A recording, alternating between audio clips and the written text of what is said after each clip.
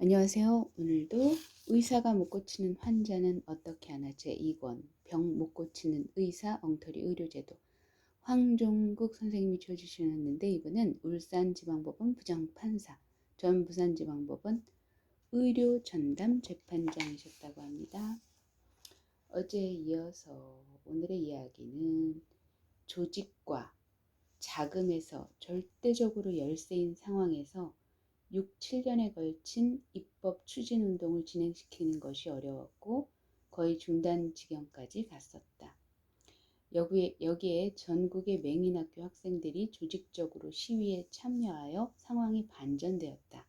이들의 시위는 침구사회, 안마사회, 적골사회 등 관련 단체들의 궐기대회와 단식투쟁 및 혈서 작성 같은 적극적인 행동을 촉발하였고 이것이 국회에서 침구사법이 관련 상임위원회를 통과하는 데 중요하게 작용하였다.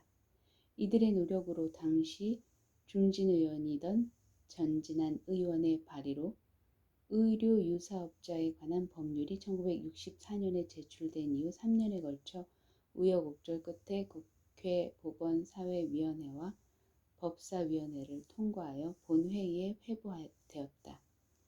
침구사 제도가 국회 통과 직전까지 가는 상황이 전개되자 의사회와 한의사회는 합심하여 저지에 나섰다.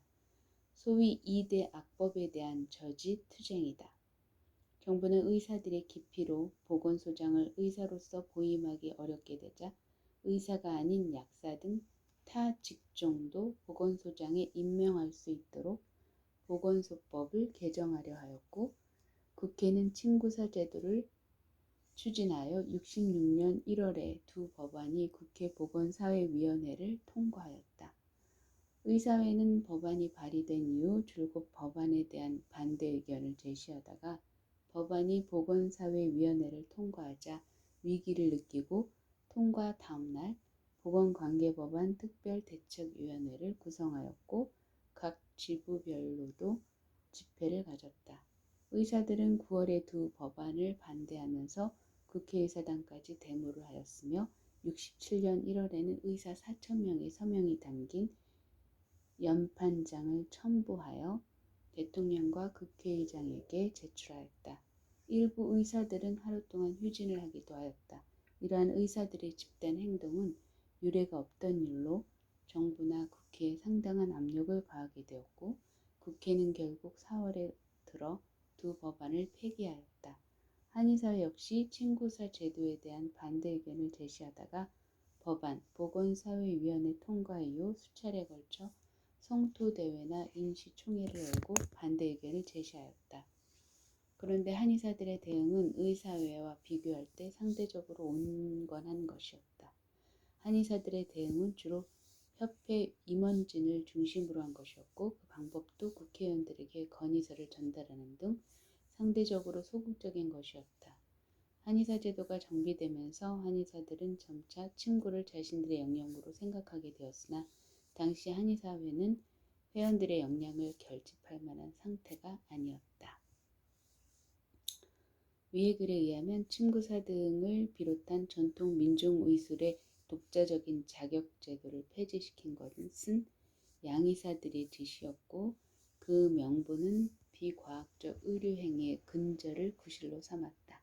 그러나 우리는 앞서 익히 따져본 바와 같은 양의학의 치료 능력의 명백한 한계와 양의학을 중심으로 한 의료제도의 비효율과 폐해 그리고 의술의 본질과 전통 민중의술의 탁월한 치료 효율에 비춰볼 때 이러한 명분과 구실은 무지와 터무니없는 편견 또는 좁은 시야와 서양 제국주의식